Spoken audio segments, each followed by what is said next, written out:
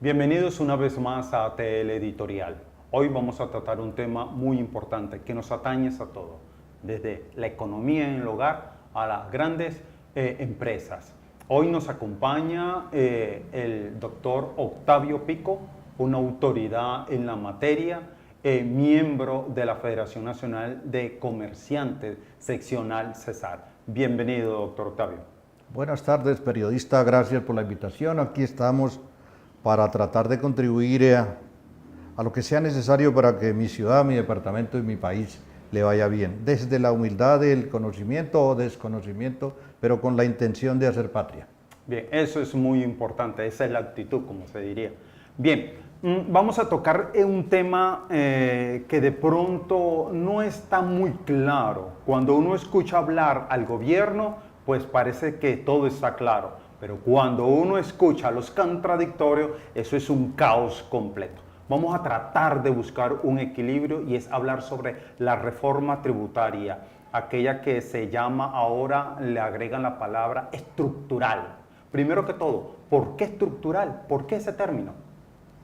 Supongo que la intención del Estado o del gobierno cuando calificó o tituló este proyecto de reforma era llamar la atención en el sentido de que esta sí es la última reforma tributaria de este gobierno, cosa que hemos escuchado hace muchísimo rato, sí, que esta es la última reforma. Pero bien, más que el título, seguramente intenta el gobierno tocar muchos elementos a fin de que la tal reforma contenga todo lo necesario para que podamos armónicamente entendernos con el Estado, entendernos en materia tributaria, tocando todas las áreas posibles, tanto los impuestos directos como los indirectos, como la base, como la tasa, y entonces por eso es que tiene algunas diversas situaciones, más complejas unas, menos complejas otras, pero todas, ninguna popular. No, indiscutiblemente. Ahora, ¿cómo lograr que una reforma vaya a tener éxito en un Congreso cuando aún dentro de la misma cúpula del gobierno hay tanta diferencia? Vemos como el ministro de Hacienda pues difiere con el ministro el vicepresidente, por ejemplo, y el vicepresidente igualmente hasta incluso invitar a protestar por ella. Definitivamente es algo que yo no entiendo en lo personal, no como federación, sino como ciudadano y como viejo, no entiendo eso. Si alguien pertenece a mi equipo, debe estar matriculado con lo que conocemos, sabemos, entendemos y proponemos dentro de nuestro equipo. Si no está de acuerdo, pásese a la parte de afuera y con muchísimo respeto le recibo lo que usted tenga que controvertir conmigo. Pero yo no puedo ser parte y no parte, eso nunca se lo he entendido. De ninguna manera entiendo al señor vicepresidente cuando sale a decir que no está de acuerdo no solamente con la reforma tributaria, con el proceso de paz, que es la apuesta mayor que tiene este gobierno. Yo no entiendo al señor vicepresidente en ese sentido, no lo entiendo. Además, no le apruebo que estando dentro de un equipo de gobierno sea a la vez oposición, pero también me sorprende que el jefe de él lo mantenga. Yo no sé qué pasa. Bueno, para no salirnos del tema, volvamos otra vez al tema y al departamento del Cesar. Esta reforma tributaria, ¿qué tanto afecta, uno, al empresario? Y dos, ¿qué tanto afecta positivo o negativamente al ciudadano de pie, al del común, a la ama de casa, al padre de familia? A todo el mundo nos afecta, definitivamente a todo el mundo. Uno puede decir que, pues nada, el IVA subió del 16 o proponen subirlo del 16 al 19 y quiere decir que todo lo que tenía antes IVA del 16 ahora tendrá IVA del 19, nada que ver. Entonces, pero no en todos los productos. No en todos. Ojo, atento porque también hay que tenerle las cosas en su verdadera dimensión. Los productos que no tenían IVA continúan no teniendo IVA. Los que tenían IVA del 16 pasan al 19 y algunos más van a tener algunos elementos de contribución referidos a impuesto al valor agregado, como por ejemplo la vivienda suntuaria en la primera transacción. Eso es algo que quizá no se ha entendido mucho y se refiere más o menos a lo siguiente. Vivienda que valga más de 800 millones de pesos tendrá el 5% de IVA cuando se le coloca la primera transacción. Y es ahí donde empieza el tire y afloje entre el vicepresidente Germán Vargas y el ministro, porque según el vicepresidente va a disminuir entonces el interés de las empresas en construir, sobre todo para las viviendas estas de interés social. El juego de construir vivienda no gira alrededor de las viviendas de interés social del señor vicepresidente, no. El juego de construir vivienda juega alrededor de la oferta y de la demanda. Esos elementos de vivienda, BIS, VIP, gratis, como quiera que sea, para ahorradores, como quiera que sea, VIPA se llama esa última, como quiera que son proyectos que contienen ofertas de viviendas entre 49 millones hasta 90 más o menos así, pues invitan a constructores que sean capaces, que tengan capacidad de entenderse con el Estado para construir viviendas de ese tipo con el objeto de ofrecérsela a un segmento de compradores que tienen esa característica. Pero hay otra vivienda que es la que se sale de ahí, la que va más allá de 90 millones de pesos, que no es ni vivienda de interés social, ni VIPA, ni todo eso que acabé de decir hace un rato, que es para otro mercado. Sí. Ahora bien, es posible que esa oferta no esté siendo alineada con la demanda y podamos entonces estar teniendo retenido a ofertas de unidades habitacionales sin vender. Para nada le pega, a mi juicio, solo al mío, sin ser un especialista en tributaria, para nada le pega la reforma a esto.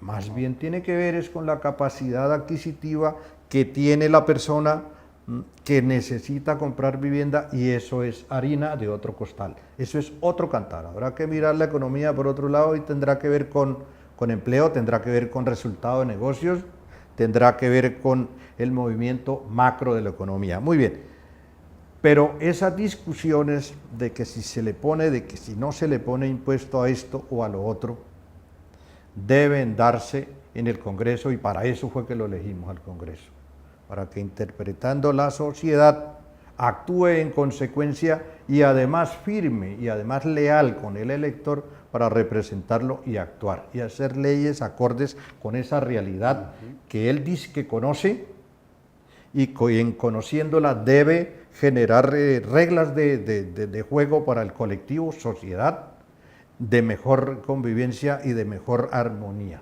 Eso es una cosa mucho más compleja que decir que ese impuesto me está dañando la economía. No lo creo.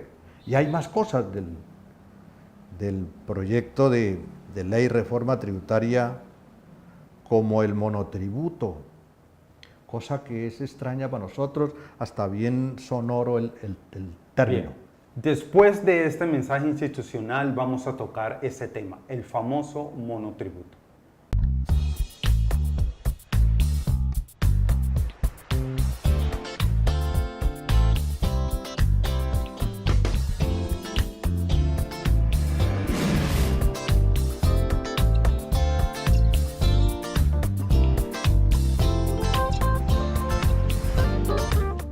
Bueno, es importante hacer caso a estos mensajes. Es importante la cultura ciudadana. Bien, dijo usted algo muy importante ahora, el monotributo. ¿Qué es el monotributo? ¿Qué tanto puede afectar a una tienda?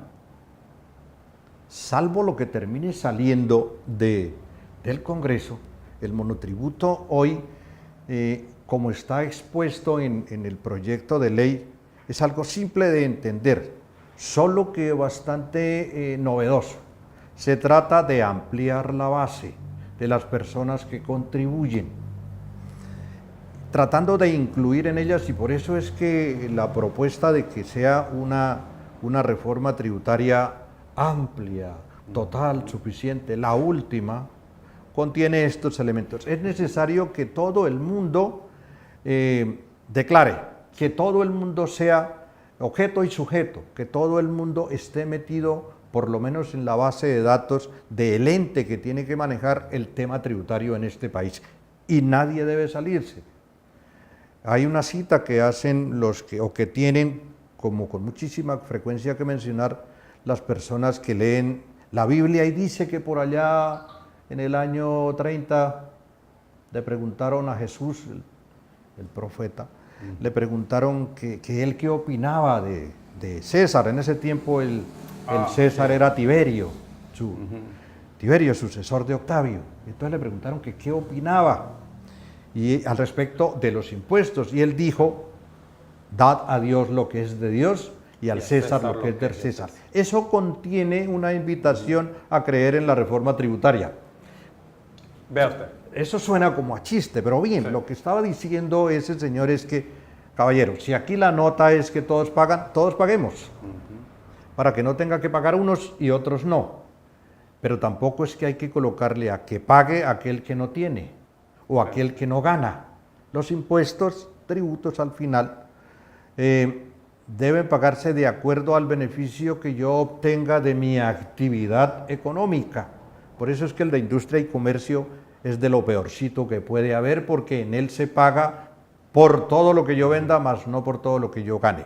Volvamos al monotributo. Entonces, de lo que está proponiendo el Estado es que con una base de 40 y pico de millones y un techo de 100 millones de ingresos brutos en el año por concepto de la actividad económica, entonces usted puede tributar o el 3% de su renta después de que haya declarado y calculado, o el 1% de lo bruto, y colóquelo ya como monotributo, pero con una diferencia: es que un porcentaje de lo que usted contribuya, 40.000 pesos mensuales hasta 80.000 pesos mensuales, va para impuesto, y otro porcentaje chico, eso sí, va para seguridad social y pensión.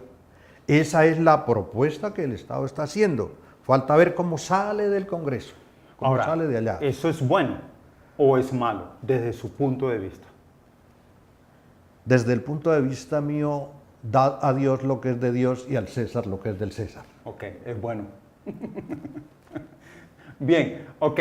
Ahora, es desalentador cuando uno ve en los noticieros cómo se pierden los recursos, cómo se queda acumulado en tan pocos habitantes.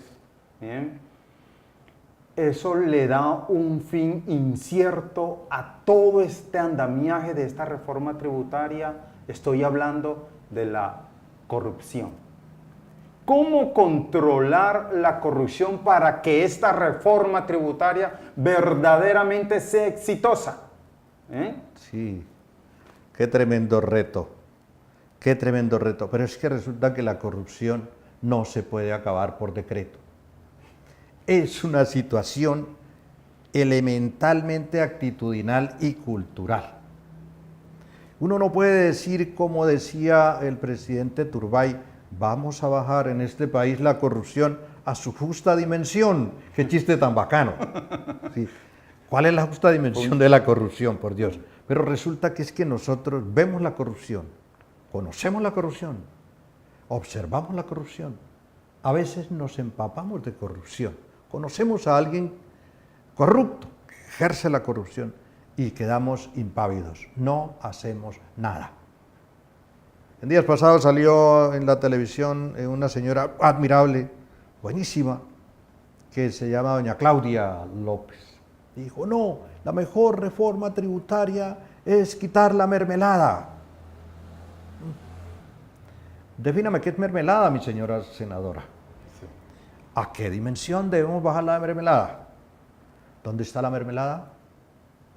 Ella se refería seguramente a las dádivas y cosas así. ¿Usted nunca ha utilizado mermelada? Lo que no debería haber era mermelada. Lo que no debería haber era corrupción, pero eso por decreto no se puede. Bien, me decía usted que cómo hacemos para poder entender que esta reforma va a ser van exitosa. A ser utilizados los recursos para bien. Pues bueno, la propuesta que viene con la reforma tributaria es que esto vamos a coger de aquí, tantos billones, y los vamos a meter allá, y esto aquel lo vamos a meter allá, y eso, pues esto es un cúmulo de buenas intenciones. pero de buenas intenciones está lleno el infierno. Así es. Entonces, lo que tiene que haber es más control, más actividad de control, de vigilancia del Congreso y del ciudadano. De hecho, se habla de una reforma de la DIAN y nuevos Sí, controles y todo ello, sin pero duda. yo creo en lo personal, digo yo que esto no va a ninguna Pereira, como dicen por ahí. ¿Por qué? Porque precisamente dentro de toda la reforma está que se va a penalizar con cárcel a aquellos evasores de más de 5.000 millones de pesos, o sea que lo es menos de 5.000 millones de pesos. Sí. Dentro de la corrupción, ellos están ¿en qué nivel? O sea, estamos estratificando incluso la corrupción desde la misma reforma. No, pero no es que se dé patente de corso para decir que antes de 5.000 millones de pesos puede seguir siendo corrupto. Esto sigue siendo punible, ¿no? Desde luego, pero no es un delito que en ese momento contempla privación de la libertad en establecimiento carcelario o con otra modalidad que diga el juez. Lo que pasa es que antes no había. Lo que pasa es que antes lo único que tenía alcance penal era la retención y no pago de IVA. Eso era penal, pero era escarcelable, ¿no? Ahora, de pronto lo que están diciendo es que, bueno, aquel que evada, debería ser también que aquel que eluda, pero bueno, aquel que evada hasta tanto monto será, pues nada, juzgado, procesado y podrá ser encarcelado. Es bueno que eso empiece a darse. Hay sociedades en este mundo en las cuales el delito fiscal, es catalogado como crimen, porque es que aquel que no paga impuesto a un órgano de administración, es decir, gobierno, que tiene que reinvertir lo que el colectivo mediante su contrato social, cualquiera que sea, en obras de beneficio para todos, no lo tiene, ese señor está cometiendo un hecho punible gravísimo. Luego entonces que si le colocan a una persona o a un ente jurídico o natural una penalización por no cumplir con la norma tributaria, está bien que pague. Pero hay más cosas al respecto de esto. Bien, y vamos a seguir hablando después de este mensaje en la cual invitamos a ser mejores personas.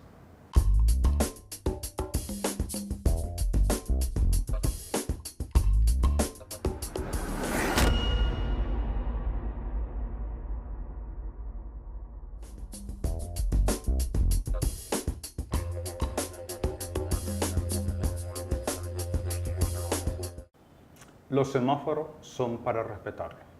Volvemos otra vez con el doctor Octavio Pico. Bien, Valledupar, el departamento del Cesar, ¿cómo lo ve?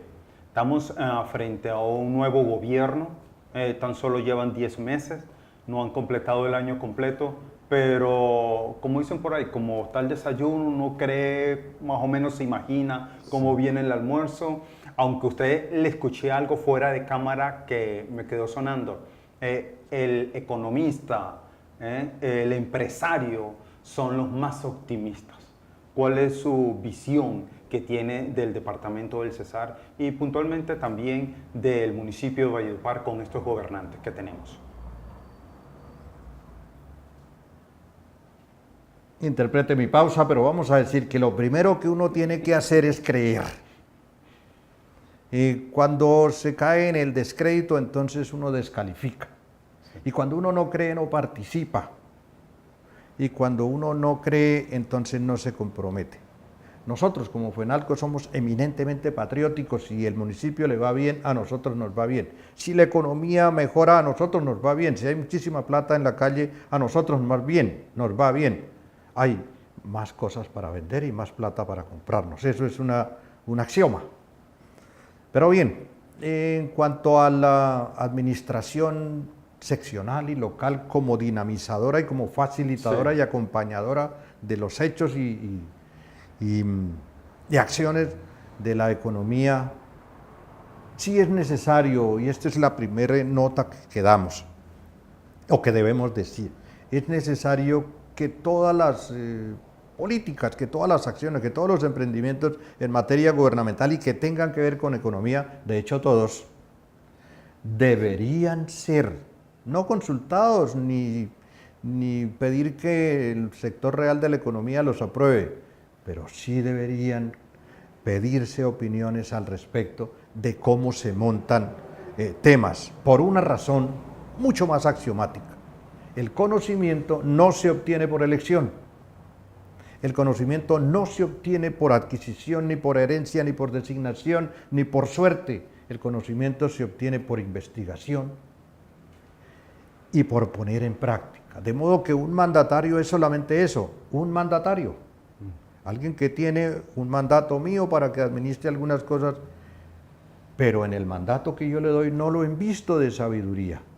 Con muchísima frecuencia caemos en esos pruritos, y aquel que es investido de autoridad la asume de tal manera que desconoce realidades sociales, económicas, políticas, culturales, y entonces en desconociéndola se montan en temas que no necesariamente llevan a mejorar el estándar de vida de sus gobernados. No estoy diciendo que esto sea lo que le está ocurriendo a mis mandatarios, lo estoy diciendo para poder soportar y sustentar aquella propuesta que hice de que toda aquella disposición que tenga que ver con cosas de economía deberían consultarse a los que saben de economía. El informalismo galopante y creciente de la economía del Cesar y de Valledupar muestra que no estamos bien. Mal síntoma, mal síntoma. Cuando el comercio se ejerce en la acera, espacio público por cierto, cuando el comercio se ejerce en carretilla, estorbosa por cierto, vienen fenómenos, o mejor, contiene fenómenos de competencia desleal, pero también contiene fenómenos de falta de empleo decente, legal, formal, incluyente, completo. Contiene elementos de baja rentabilidad, contiene elementos de falta de sustentación de la cadena de crecimiento empresarial, y eso es un muy mal síntoma, solo que aquel que está ejerciendo una actividad económica cualquiera de comercio, la gran mayoría de ellas en la calle, para efectos de los datos estadísticos, es un empleado. Luego entonces el resultado de la tasa de desempleo también está falseado. Así es. Entonces, esto que me propone usted, celebro que lo haga así, de analizar cómo incide la informalidad en la economía, podría decirle que de una manera altísima, altísima.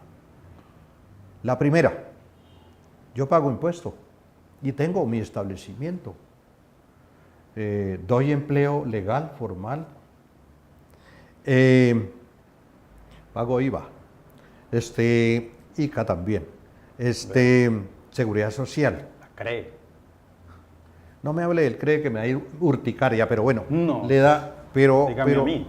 Pero bueno, entonces yo soy una persona que hago las cosas, como decimos los colombianos, a lo bien, parce. Pero enfrente de mi establecimiento comercial hay alguien que vende lo mismo que yo vendo, a veces con la misma marca. Después miraremos cuál es el origen, ¿no? Pero a veces con la misma marca, sí, a un precio infinitamente menor. Lo primero que hace es estorbar que la gente llegue a mi establecimiento, pero lo segundo es vende más barato. Entonces yo quedo por fuera. ¿A qué me veo abocado? A decirle, María, resulta que es que el volumen de ventas no me está dando. Yo sí la quiero mucho a usted es una niña eficiente, o José, o Roberto, pero no la puedo sostener, qué vergüenza. Aquí tiene su liquidación, ni mal faltaba, como manda la ley, pero usted misma ha notado, yo no puedo tener. Así funciona el mundo, pero no es solamente en Valledupar, solo que en Valledupar, si no le ponemos atención a este asunto, vamos a tener un fenómeno de exclusión de algunos comerciantes que históricamente han ejercido su profesión, su actividad económica formal y legal en algunas áreas de la ciudad, a desaparecer, a desestimularse, y decir, guardo mis churupos y me dedico a otra cosa. No necesariamente como consecuencia de que hayan montado centros comerciales, 3. No, y a propósito, permítame, le interrumpo, me preocupa ahora que usted acaba de nombrar los centros comerciales, la cantidad de locales vacíos que tienen. Toda una infraestructura, toda una inversión multimillonaria para que aún conserven establecimientos vacíos. Eso es un mal indicador. Delicado, ese es otro mal síntoma. Dediquémonos a eso en el otro programa. Sí, indiscutiblemente.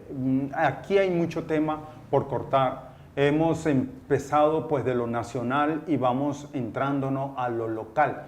Pero el tiempo transcurre, doctor Octavio, y me gustaría invitarlo para una segunda parte y seguir tocando estos temas que son importantes y que esperamos que encuentren eco en las autoridades que, bien, como usted dijo, obtuvieron la votación, pero quizás necesitan el conocimiento, el consenso con otras personas para que puedan tomar decisiones que pues mejoren la situación, que evidentemente por más que lo quieran tapar o esconder con datos incluso estadísticos, la realidad es otra.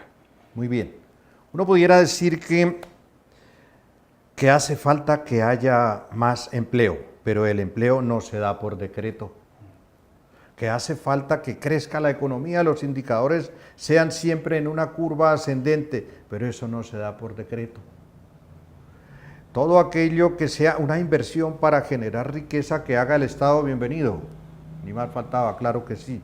Pero el Estado no tiene injerencia en algunos elementos de la economía real, que son altísimos generadores de empleo y altísimos generadores de riqueza, y ese rol lo tienen los particulares. Y a los particulares hay que incentivarlos, acompañarlos, defenderlos, bueno, hacerles reforma tributaria también, pero que sea justa, incluyente, que sea un generador de competitividad por la vía de extender la base y no la tasa.